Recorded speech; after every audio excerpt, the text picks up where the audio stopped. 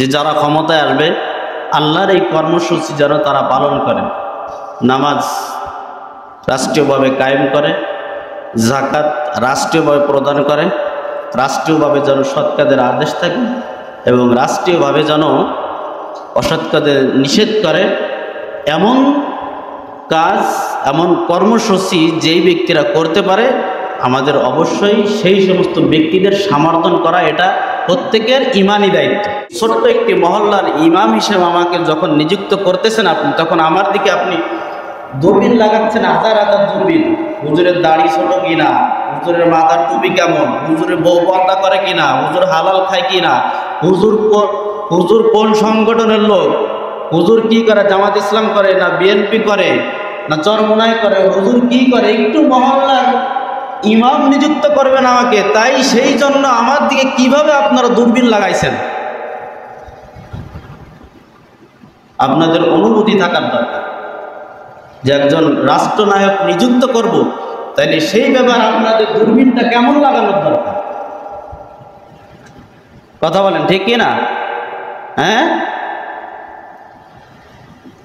ভালো না লাগলে করার কিছু নাই।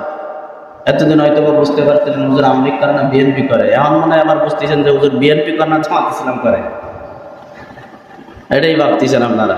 হ্যাঁ, ঠিকই আছে। এতদিন বুঝছিলেন যে হুজুর আওয়ামী লীগ করে না বিএনপি করে, আর এখন যখন এই কথাগুলো বলতেছি তখন আবার মনে করতেছেন যে হুজুর বিএনপি করে না, হুজুর জামাত ইসলাম করে।